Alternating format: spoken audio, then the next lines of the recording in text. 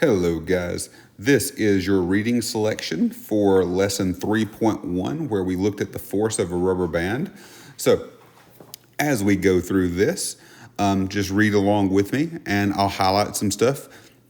And that stuff would probably be a good idea for you to actually make note in your science notebook under the reading selection notes. Again, these things may or may not pop up on tests, but again, that's kind of why we're talking about it. All right, so just read along with me and we will get to it. So, this article is on bungee jumping. The forces are with you. Star Wars pun.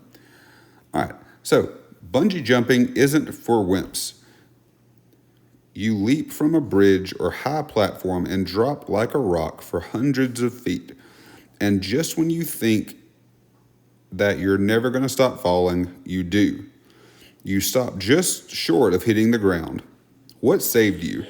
You may think that it's the thin elastic cord around your ankles. You just experienced two powerful forces, gravity and elastic force. Real swingers.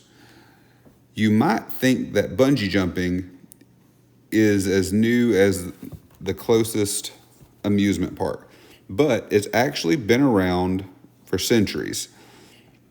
In a village called Bunlap on Pentecost Island in the South Pacific Ocean, it's an annual ritual. The islanders call it land diving. Each year at harvest time, the men of the village erect towers made of tree trunk branches and vines. These towers are 15 to 25 meters high. So that's 49.2 to 82 feet high. Then the man selects some of the same vines to make his own bungee cord. One after another, the men and older boys take their homemade bungee cords and climb the tower.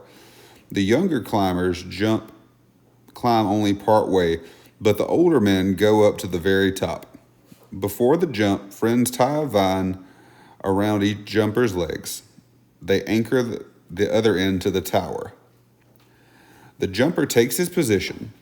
Below, the villagers sing and dance. The jumper raises his arms and the crowd becomes silent. The jumper plunges to the earth. If all goes as planned, the springy elastic vines break his fall just before he reaches the ground. Fellow members of the tribe rush to untie the vines and begin to dance in his honor. Bungee jumping across continents.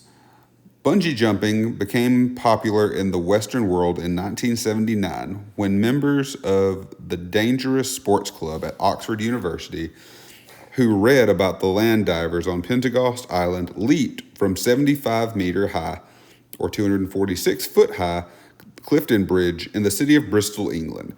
Because it was an important occasion, they were all wearing tuxedos and top hats. Later, these men traveled around the world.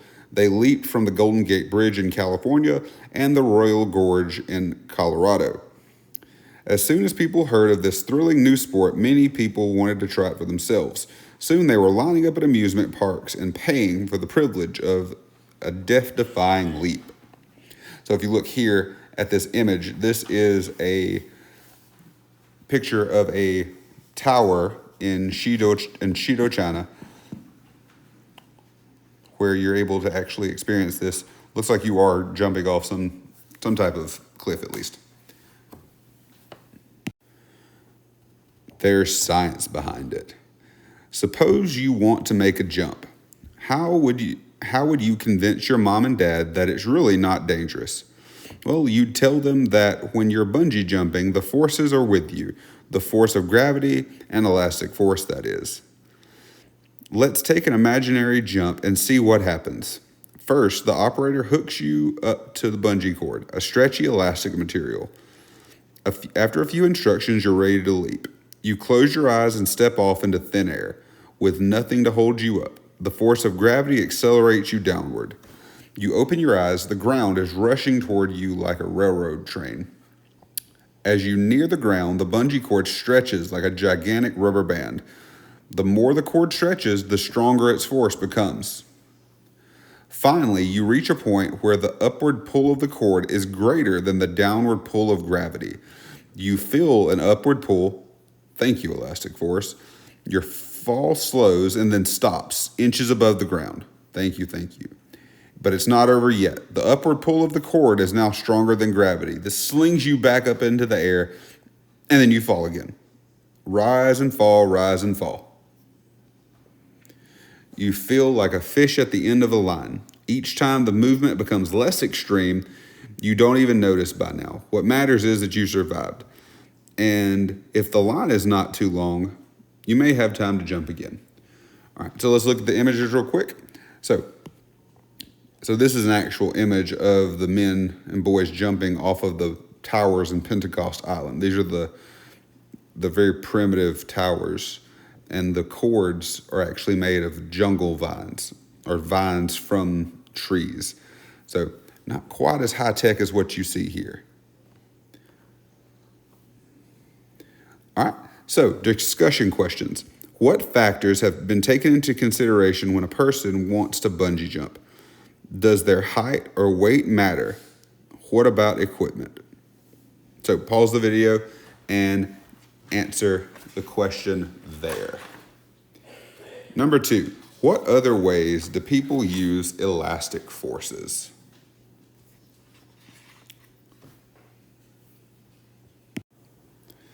All right, so before we go, we've got a couple key things we need to talk about here.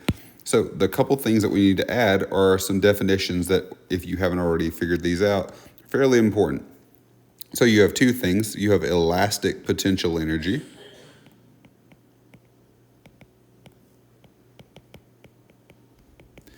And you have gravitational potential energy.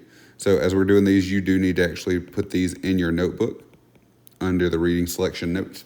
So the elastic potential energy, this is stored energy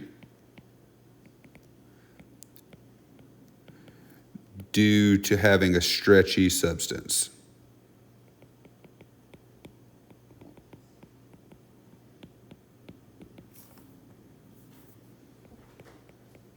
Gravitational potential energy, this is stored energy due to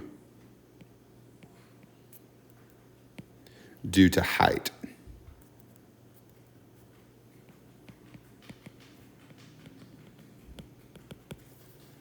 All right, so you have this person that jumps. So you have this structure that people are jumping off of. So when they're up here on the structure, they're jumping. They have a high gravitational potential energy, but a low elastic potential energy.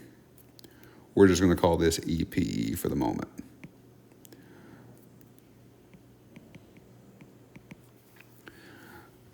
When the person jumps and they're down to the bottom,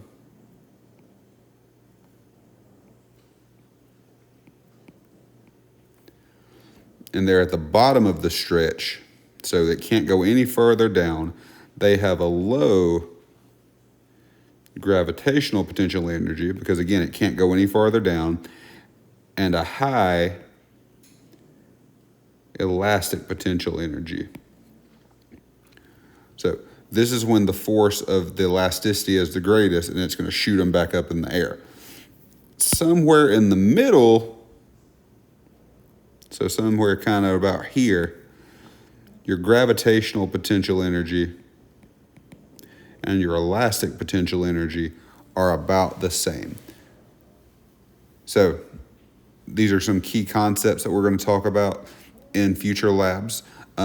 Mainly just the point that when we're talking about potential energy is just any type of stored energy. We're going to talk about calculating this later for various types of potential energy. But however, at the moment, we're going to be looking at gravitational potential energy and elastic potential energy for this activity. So make note of these definitions. Rewatch this section of the video when we're talking about this illustration. Maybe add this to your notebook and your guided notes readings. Your reading selection notes for a visual if needed. All right, guys. Well, I hope you guys have a good day. Make sure you've completed all parts of your assignment here. Your next step will be going and doing your CER paragraph for this lab, which will be posted under the next day's assignment. Well, you guys have a good night, good evening, good day. Bye-bye.